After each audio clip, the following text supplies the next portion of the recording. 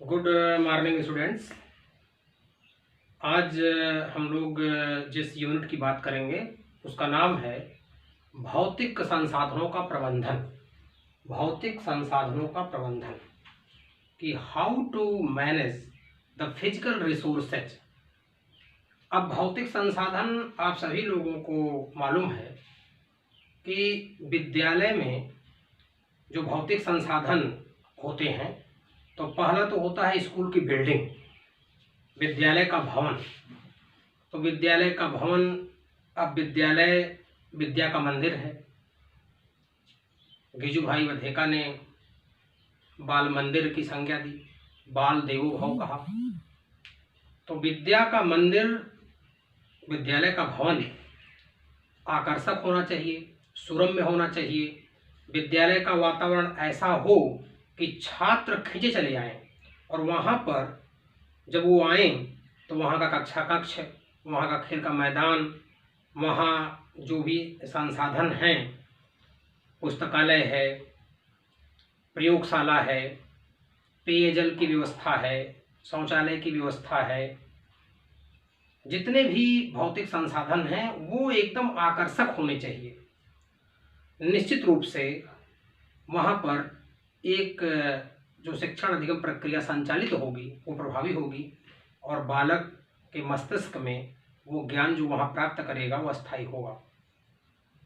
तो बालक विद्यालय की ओर खींचा चला आए, विद्यालय का वातावरण, विद्यालय का भवन सुरम्य हो, आकर्षक हो। तो इसके लिए प्रबंधन की जरूरत है, मैनेजमेंट की जरूरत है। वो कैसे होगा? जब हम भौतिक संसाधनों के प्रबंधन की बात करते हैं तो उनमें ये संसाधन आते हैं, एक एक करके चर्चा करते हैं। पहला जो है वो विद्यालय प्रबंधन। विद्यालय प्रबंधन का मतलब, यहाँ कहने का मतलब है स्कूल की बिल्डिंग।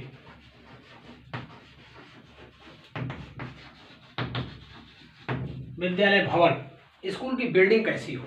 मैंने कहा स्कूल की बिल्डिंग आकर्षक होनी चाहिए, ऐसी जगह पर हो जहाँ पर स्कूल, ऐसी जगह पर हो जहाँ पर आसानी से लोग पहुँच सकें, मतलब सड़क हो, रास्ता हो। बहुत कोलाहल की जगह पर न हो, जहाँ सब्जी मंडी है, सिनेमा घर है, इस तरह की चीज़ें हैं जहाँ शोरगुल होता है। विद्यालय सुरम्य वातावरण में होना चाहिए, शांत वातावरण में होना चाहिए। ऐसी जगह न हो जहाँ बहुत नीचा है, पानी लग जाता हो, छात्र आसानी से वहाँ जा सकें, सीलन न हो। तो स्कूल, जब विद्यालय, स्कूल की बिल्डिंग बनाई जाती है, विद्यालय बनाया जाता है, तो इन चीज़ों को ध्यान में रखा जाता है कि विद्यालय का भवन, वहाँ आवागमन की सुविधा हो, शांत वातावरण में हो, नीचे का इलाका ना हो, स्कूल की बिल्डिंग जो बने वो आकर्षक बने। लोग जब वहाँ पहुँचे तो वो अपनी तरफ उसको, छात्रों को खींचने का काम करे। तो ऐसा तब होगा जब विद्यालय बनाते समय इन चीज़ों को ध्यान में रखा जाएगा, मैनेजमेंट किया जाएगा।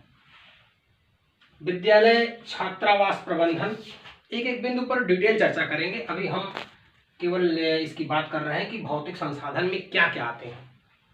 विद्यालय छात्रावास प्रबंधन, छात्रावास सभी लोग जानते हैं कि जो दूर के छात्र होते हैं, जिनको आवागमन में समस्या होती है, तो उनके लिए विद्यालय के नज़दीक ही हॉस्टल बनाए जाते हैं। अंग्रेजी में हॉस्टल कहते हैं, छात्रावास।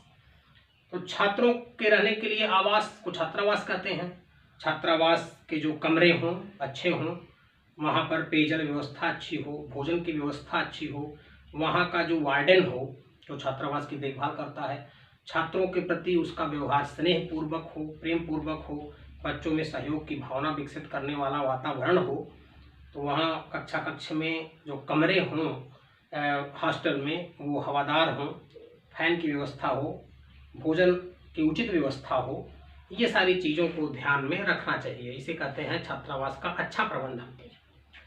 तीसरा है विद्यालय प्रयोगशाला का प्रबंधन। विद्यालय प्रयोगशाला, सभी लोग ये जानते हैं कि आज की शिक्षा व्यवस्था है कि लर्निंग बाय डूइंग, करके सीखना। बालक जो भी पढ़ रहा है उसको कैसे वो गतिविधि करके सीखता है, तो उसके लिए प्रयोगशाला होती है, प्रयोग करने का घर, कि बालक वहाँ जो कुछ ही पढ़ता है, सिद्धांत पढ़ता है, उसको वो व्यवहार रूप में परिणित करता है और वहाँ जाके वो करके सीखता है। तो विद्यालय में प्रयोगशाला हो और सुसज्जित प्रयोगशाला हो, वहाँ पर उपकरण हो, आप देखते होंगे कि भौतिक विज्ञान में, रसायन विज्ञान में, जीव विज्ञान में, गृह विज्ञान में, भूगोल में, मनोविज्ञान में, गणित में, इन सब की प्रयोगशाला होती है कि जहाँ बच्चे जा करके करके सीखते हैं। अगला जो भौतिक संसाधन है वो खेल का मैदान, प्लेग्राउंड। शारीरिक विकास बालक का बहुत आवश्यक है, क्योंकि मानसिक विकास डिपेंड करता है शारीरिक विकास पर। तो शारीरिक विकास तभी होगा जब बालक खेल के मैदान में जा करके खेलेगा। और बहुत सारे मनोवैज्ञानिकों ने, बहुत सारे दार्शनिकों ने ये कहा है कि बालक स्वस्थ शरीर में ही स्वस्थ मस्तिष्क का निर्माण होता है। तो खेलना जरूरी है शारीरिक स्वास्थ्य के लिए। तो व्यायाम करना, एक्सरसाइज करना, एक अच्छा प्लेग्राउंड होगा तो वहाँ बालक विभिन्न प्रकार के खेल को खेलेगा और उसका शारीरिक विकास होगा। तो खेल का मैदान होना चाहिए हर विद्यालय में, और नॉर्म्स के अकॉर्डिंग हो। क्रिकेट का मैदान, हॉकी के खेल का मैदान, बैडमिंटन का मैदान, फुटबॉल का मैदान, विभिन्न प्रकार के इंडोर आउटडोर गेम्स हैं, उनके तहत व्यवस्था होनी चाहिए। विद्यालय फर्नीचर, विद्यालय फर्नीचर का यहाँ तात्पर्य है कि छात्रों के लिए जो बैठने की व्यवस्था होती है उसे हम विद्यालय फर्नीचर कहते हैं। उसमें कुर्सी आती है, मेज आती है, लाइब्रेरी की जो तमाम मेजें होती हैं बैठने के लिए, टीचर्स स्टाफ रूम में विभिन्न प्रकार के स्टाफ के बैठने की व्यवस्था होती है, प्रिंसिपल ऑफिस में। तो जितने भी बैठक व्यवस्था है, कुर्सी, मेज, डेस्क, बेंच, ये सारी चीज़ें, लाइब्रेरी की, प्रयोगशाला की जितने भी टेबल्स हैं वो सब फर्नीचर में आते हैं। फर्नीचर अच्छे होने चाहिए, बच्चों के बैठने की उचित व्यवस्था को ध्यान में रखते हुए उनकी उम्र के अकॉर्डिंग फर्नीचर बने हों। तो फर्नीचर का प्रबंधन होना चाहिए विद्यालय में। विद्यालय में शैक्षिक उपकरण होने चाहिए। शैक्षिक उपकरण का मतलब ये है कि जैसे बहुत सारे विषय ऐसे हैं कि उनमें टीएलएम की ज़रूरत पड़ती है। टीएलएम का मतलब होता है teaching learning material, chart, model, आपका ग्लोब, बहुत सारे वास्तविक नमूने, पदार्थ।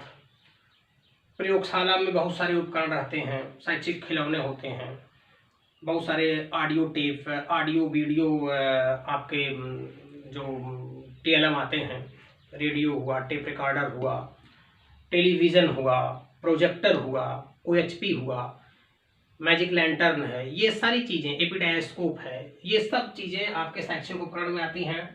ट्रांसपेरेंसी होनी चाहिए। विद्यालय स्वच्छता, विद्यालय में स्वच्छता बहुत आवश्यक है। आजकल भारत सरकार ने स्वच्छता अभियान चलाया। एक अच्छा विद्यालय वही है जिसका वातावरण स्वच्छ हो, शुद्ध हो, तो निश्चित रूप से अच्छी ऑक्सीजन मिलेगी बच्चों को, और कमरे हवादार हों, वहाँ पर हरियाली हो, वृक्ष लगे हों, पौधे लगे हों, फुलवारियाँ हों, वाटिका हो, और समय समय पर साफ सफाई की उचित व्यवस्था हो। तो निश्चित रूप से भौतिक संसाधन के प्रबंधन में स्वच्छता जो होती है एक स्थान रखती है। शौचालय, टॉयलेट, शौचालय पुरुषों के लिए अलग हों, महिलाओं के लिए अलग हों, स्टाफ के लिए अलग हों, और वहाँ पर स्वच्छता का पूरा ध्यान रखा जाए, पानी की व्यवस्था का ध्यान रखा जाए। जो आपके हैंड वॉश हैं, वॉश बेसिन है, सोप्स हैं, ये सारी चीज़, सैनिटरी के सामान, ये सब गुड्स वहाँ रखे हों, डस्टबिन हो, तो सारी व्यवस्था शौचालय की उचित ढंग से हो। पुस्तकालय, पुस्तकालय को पुस्तकों का घर कहा जाता है, और पुस्तकालय विद्यालय का हृदय होता है। जब हृदय स्पंदन करता है तो उसी तरीके से सारी गतिविधियां संचालित होती हैं।